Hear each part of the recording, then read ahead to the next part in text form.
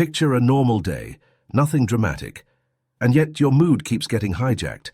A tiny delay can flip your nervous system. A single comment can echo for hours. A change of plans can drain you like it was personal. That's the quiet problem most people live with. They look fine on the outside and feel unstable on the inside. Here's the promise. You can become the kind of person who stays steady in real life without turning numb, cold, or detached. If that's what you've been craving, stay with me until the end.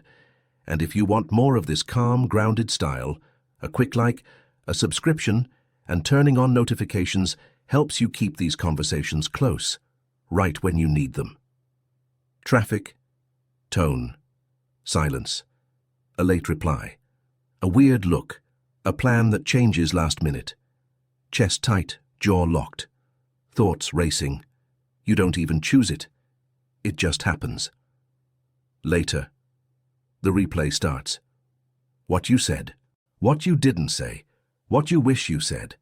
If you've been living that loop, drop one word in the comments that fits. Tense, drained, spinning, exhausted.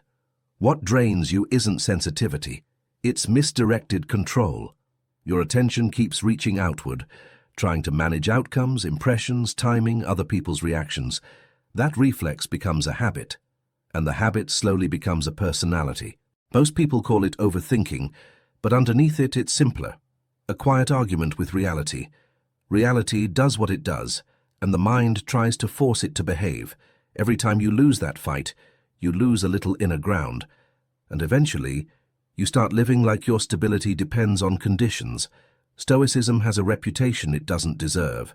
People hear Stoic and picture someone emotionally shut down, but the point was never to become cold. The point is inner authority, the kind you can feel in your bones. The Stoics obsessed over one question: where does my power actually live? Not in the situation, not in someone else's mood, not in whether today goes smoothly. Your power lives in what you do with what happens. And most suffering comes from mixing those categories, treating the outside world like it's supposed to obey your nervous system. If that hits home, tap, like. It helps this reach people who need it, without turning it into noise. The Stoics reduced all of this to something so clean it almost feels too simple. Keep your hands off what isn't yours, not their tone, not their choices, not whether life feels fair today, not the outcome. What stays yours is small and clear: your judgment, your actions, your response. Make it easy to remember with one phrase: own your response. When life pulls you outward, bring it back. Own your response, not as a performance, as a return. And here's the subtle truth: the moment you own your response, your energy stops leaking. Most people misread this at first. They confuse clarity with resignation. They think it means giving up, or staying quiet or swallowing everything. But Stoicism isn't passive. It's selective. Suppression feels tight. Stoic control feels spacious. One is fear holding its breath. The other is strength refusing to waste itself. If you've ever confused calm with shutting down, comment space. No explanation needed. Pause here for a moment. Before your mind jumps ahead, check your body. Not your thoughts. Your body. Where is the grip? Jaw, chest, shoulders, stomach. That grip is usually a signal. Your system is trying to control something outside. You don't need to relax perfectly. Just notice the demand underneath the tension. A demand like, this shouldn't be happening. Now soften that demand and just 5% and see what changes. This is your mid-video practice. The next time you feel the trigger rise, ask internally, is this mine? If it's not yours to control, let it pass through. Then come back to the phrase, own your response. Try it once today, in something small. And if you do, comment, mine. That's how you turn an idea into a skill. Let's make it real. A coworker changes the plan last minute. Your mind starts building a story. They don't respect me. This always happens. I can't stand this. Right there. That's the fork in the road. Is the plan yours to control? No. Is your response yours to control? Yes. So you do the Stoic move. Stop wrestling the outside. Stabilize the inside. You can still speak. You can still set boundaries. You can still act. But you act from clarity. not from a nervous system on fire. Now add one Stoic layer most people skip. Mental rehearsal, not as anxiety but as readiness. Imagine the disruption before it happens. Picture the delay, picture the change, picture the inconvenience, and then picture yourself staying intact, not smiling, not pretending, just steady. That rehearsal makes reality feel less like an attack and more like weather. Own your response. This shows up everywhere, and modern life multiplies it. Notifications, group chats, read receipts, micro signals, endless tiny tests. A message sits unanswered, and your mind fills the silence with interpretation. So you reply too fast, not from clarity, but from the itch to reduce anxiety. Try this instead. Don't answer to soothe the nervous system. Let the nervous system settle first. Then answer from values. It's a small shift, but it changes how you feel about yourself afterward. And if you want more of this kind of grounded psychology, subscribing helps you stay connected, and notifications make sure you catch it when it drops, especially on days you feel more reactive than you'd like to admit. If this part hit you, leave a quick comment like messages. It helps me shape what we go into next. You're alone now. No one is even involved. And still, the mind tries to control. You're thinking about a boundary, a difficult conversation, a risky change, a message you might send. The mind wants instant resolution, to close the loop, to end uncertainty. But urgency is often control disguised as being responsible. So do the Stoic version of patience. Don't rush a decision just to stop feeling. Let the decision breathe. And if you need a reset in the middle of the spiral, do this for 10 seconds. Zoom out. See your day from above, your room, your neighborhood, your city. Notice how small the moment becomes without becoming meaningless. Your feelings still matter. They just stop acting like the whole universe. Then return. What is mine? My judgment, my next action, my response. Own your response. One of the most Stoic stories isn't about war or heroism. It's about something small. Epictetus, a Stoic teacher, kept a simple oil lamp by his door. Nothing luxurious, just a lamp that let him read at night.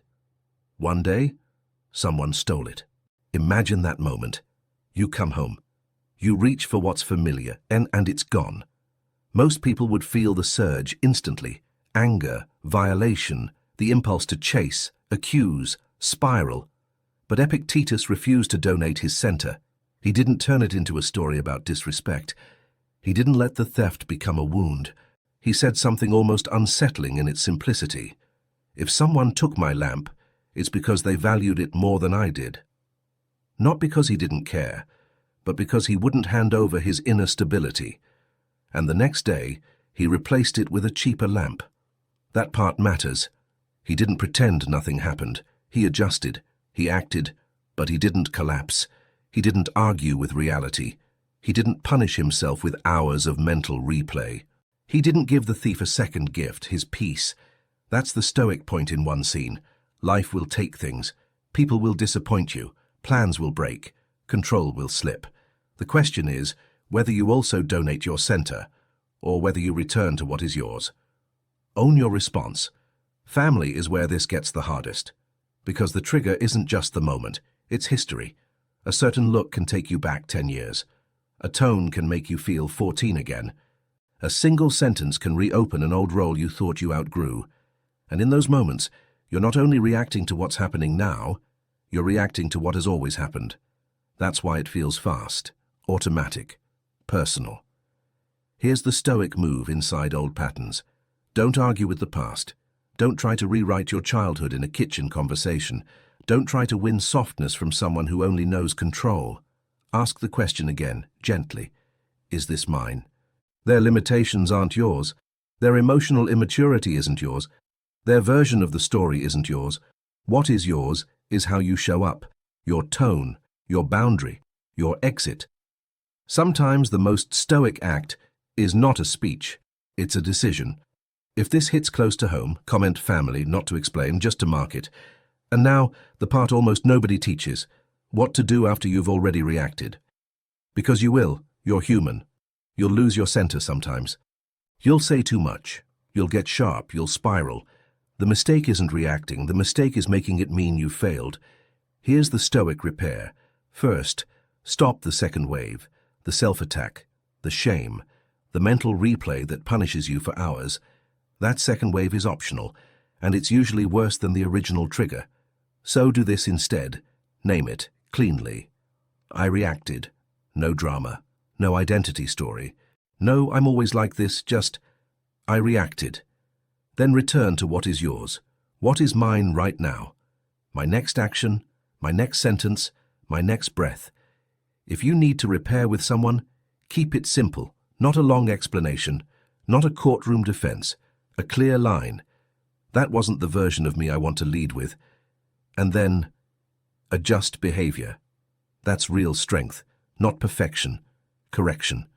If you've ever needed a way to come back after you lost yourself, comment repair. I'll know exactly what you mean. At first, living this way feels unfamiliar. You might worry you're becoming indifferent. You're not. You're becoming less porous. Things still touch you. You still care. You still feel. But you stop turning every feeling into a command. You stop treating discomfort like an emergency. That's the first level of Stoic maturity. Sensation is allowed, action becomes chosen. Then something quieter starts happening. Your baseline becomes steadier, not because life got easier, but because you stopped donating your stability to the outside world. People sense it. They may not have words for it, but they feel the difference. You speak slower, you explain less, you stop scrambling for control in uncertainty. That's not detachment, that's sovereignty. If one line from this video stayed with you, comment it below. And if this kind of calmer practical psychology helps you, a like makes a difference. It keeps this kind of content alive. This is the relief Stoicism offers. You stop waking up as a hostage to circumstances. You stop losing hours to mental arguments with reality. You still solve problems. You still make moves. You still care about outcomes. You just refuse to suffer twice. Once from the event, and again from the demand that it should be different. So here's the identity shift. Someone who can be disappointed and still be steady. Someone who can be criticized and still be intact. Someone who can face uncertainty and not rush to control it. Less reactive, less dependent, more respected, more free. Not because you hardened, because you clarified where your power actually lives. And if you know someone who's constantly drained by things they can't control, send this to them. Not as advice and as care. They might need it more than they're saying.